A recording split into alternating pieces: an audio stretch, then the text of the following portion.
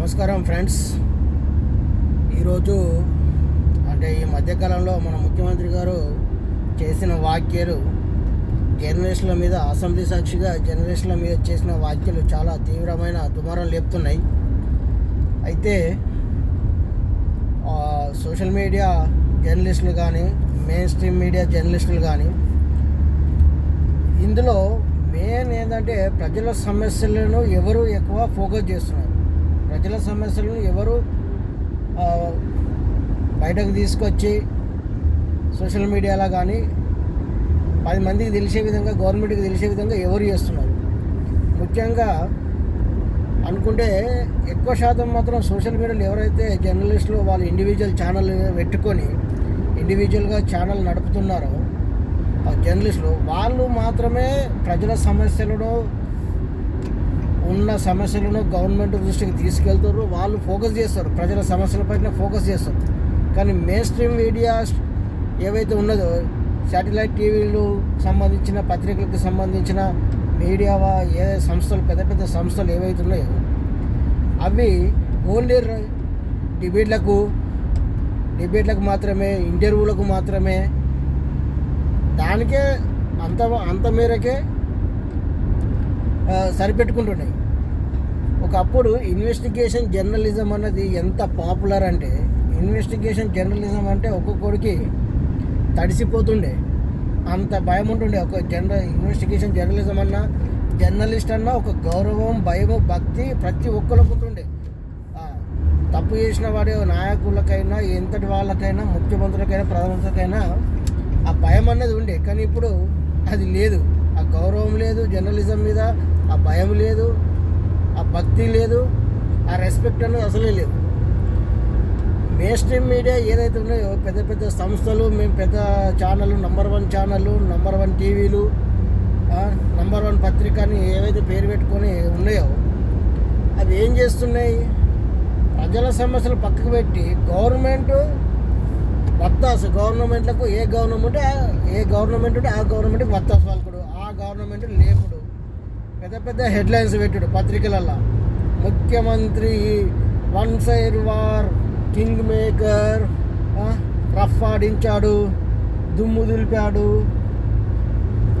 ఇలాంటి డైలాగులు మొత్తం సినిమా లెవెల్లో ఉన్న డైలాగులు పెట్టి లేపుడు, పత్రికలు కానీ టీవీలలో కానీ లేపుడు. అసలైన న్యూస్, అసలైన సమస్యలు, ప్రజల సమస్యలు ఏందన్నది అస్సలు ఫోకస్ అన్నది లేదు. మెయిన్ స్ట్రీమ్ మీడియాకైతే అస్సలుగా లేదు. ఎంతో కొంత ప్రజల సమస్యల పట్ల పోరాడుతున్నాయి. ప్రజల సమస్యలను లోకల్గా విలేజ్లకు, గ్రామాలలోకి వెళ్ళి వాళ్ళ సమస్యలను తెలుసుకొని మైకి పెట్టి లేపటి యూట్యూబ్ ఛానళ్ళు ఎవరైతే ఇండివిజువల్గా వాళ్ళ ఛానల్ పెట్టుకొని జర్నలిజం చేస్తారో వాళ్ళు మాత్రమే తప్ప, ఈ మెయిన్ స్ట్రీమ్ మీడియా మాత్రము డిబేట్లు పెడతారు. ఈ పార్టీ నుంచి ఆ పార్టీ నుంచి నాయకులను పిలుస్తారు, డిబేట్లు పెడతారు. ఈ పార్టీ ఇట్లా అన్నది మీరేమంటారు, ఆ పార్టీ అట్లా అన్నది మీరేమంటారు, ఈ నాయకుడు ఈ కౌంటర్ ఇచ్చిండు మీరేమంటారు, దానికి సంబంధం ఇదే. ఇక మధ్యలో ఉండే మన బ్రోకర్ గాడు మధ్యవర్తి చేస్తాడు. ఆ రకంగా ఉన్నది మెయిన్ స్ట్రీమ్ మీడియాలు. టీవీలలో డిబేట్లు పెడతారు, 3-4 తోలుకొచ్చి ఇక ఒక యాంకర్ ఊపుకుంటాడు. ఇక పలానా పార్టీ ఇట్లా అన్నది, బీఆర్ఎస్ ఇట్లా అన్నది, కాంగ్రెస్ అట్లా అన్నది, బీజేపీ ఇట్లా అన్నది, మీరేమంటారు, మీరు చెప్పండి, మీ స్పందన ఏంది, మీ యొక్క వివరణ ఏంది, మీ ఆలోచన ఏంది. ఇవి అది కాదురా నాయన, నువ్వు అడగాల్సింది ఫస్ట్ నువ్వు ఫోకస్ చేయు.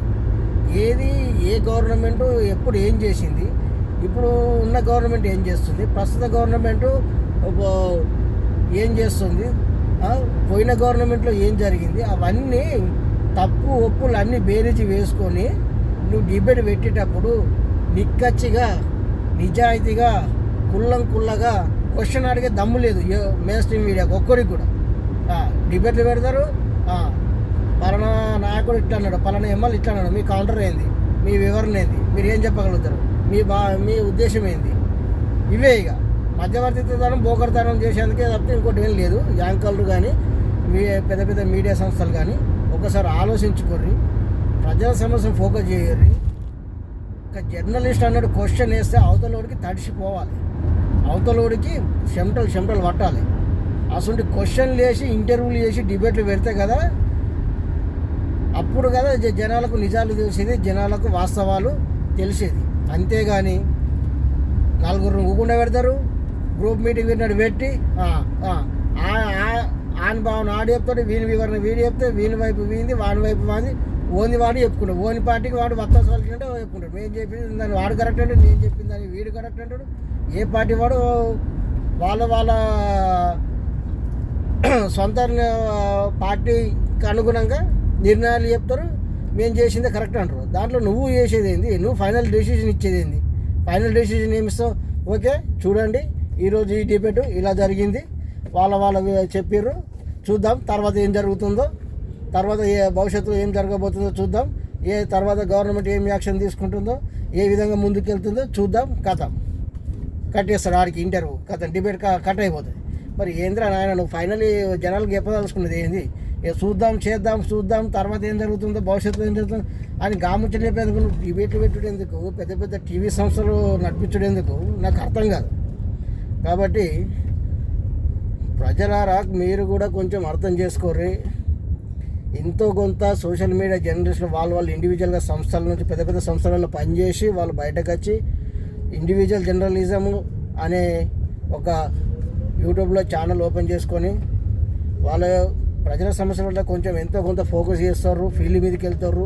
ఫీల్డ్ మీదకి వెళ్ళి ఎంక్వైరీ చేసి ప్రజల వివరాలు తెలుసుకుంటారు, ప్రజల సమస్యలు తెలుసుకుంటారు.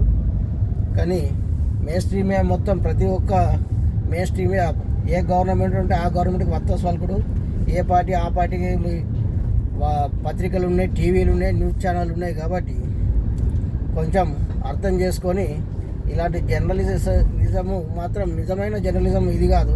నిజమైన జర్నలిజం ఏంటంటే తప్పులు ఎక్కడ ఉన్నాయి, గవర్నమెంట్ అయినా, ప్రతిపక్షమైనా, నాయకుడైనా, ముఖ్యమంత్రి అయినా, ప్రధానమంత్రి అయినా, ఎవరైనా ఒక సమస్య ఉన్నది, ఆ సమస్య కొలిక్కి రావాలంటే దానిపైన ఇన్వెస్టిగేషన్ జర్నలిజం చేసి దాంట్లో లొసుగులు ఏమున్నాయి, వాస్తవాలు ఏమున్నాయి, నిజాలు ఏంటి అన్నీ బయట పెట్టి ఫోకస్ చేస్తే అప్పుడు కదా నిజమైన జర్నలిజం అన్నది బయటకు వస్తుంది, జనాలకు వాస్తవాలు తెలుస్తాయి. అంతేగాని ఈ టీవీ డిబేట్లు పెట్టుడు, ఇంటర్వ్యూలు పెట్టుడు, మీరేమంటారు వీళ్ళు కౌంటర్ ఇలా ఇచ్చారు, వాళ్ళు ఆ కౌంటర్ ఇచ్చారు, దానికి మీ సమాధానం ఏంది చెప్పండి. ఇవేందుకు నాయన నువ్వు అడిగేందుకు? దీనికి జర్నలిజం ఇంత టీవీలు ఇంత పెద్ద పెట్టుకొని ఇన్వెస్ట్మెంట్ పెట్టి చేసుడు అవసరం లేదు కదా. నిజమైన నీ దగ్గర ఉండాలి. నిజము లాస్ట్కి ఫైనల్ డెసిషన్ నువ్వు ఒక న్యాయ నిర్ణేత లెక్కలు అక్కడ ఉన్నప్పుడు నువ్వు ప్రజలకు ఫైనల్ ఏంది చెప్పదలుచుకుని గది చెప్పాలి. అంతేగాని లాస్ట్కి అంతా అయిపోయినాక బొంత చూపించినట్టు ఓకే తర్వాత భవిష్యత్తులో ఏం జరగబోతుందో చూద్దాం, ఏం చేయబోతుందో చూద్దాం, ఈ గవర్నమెంట్ ఎలాంటి పరిణామాలు త్వరలో రాబోతున్నాయో చూద్దాం, ఇవి చెప్తారు. ఇవి చూద్దాం అంటే ప్రజలే చూసుకుంటారు కదా. ఇక నువ్వేం చూద్దామని చెప్పేది జనాలు చూసుకుంటారు అది. కాబట్టి నిజమైన జర్నలిజం ఇప్పుడు ప్రస్తుతం అయితే జరుగుతలేదు. అది ఎవరైతే కొన్ని యూట్యూబ్ ఛానల్ వాళ్ళు ఇండివిజువల్ ఛానల్ సొంత ఛానల్ పెట్టుకుని నడిపించుకుంటారో వాళ్ళపైన దాడి జరుగుతుంది. ఎందుకంటే ఎంతో కొంత వాస్తవాలు చెప్తుందంటే సోషల్ మీడియాలో ఉన్న జర్నలిజము యూట్యూబ్ ఛానల్ వాళ్ళు తప్పితే ఈ మెయిన్ స్ట్రీమ్ మీడియా మాత్రం వాస్తవాలు చెప్పనీకి చాలా చాలా చాలా వెనుకంజలో ఉన్నాయి. ఓకే.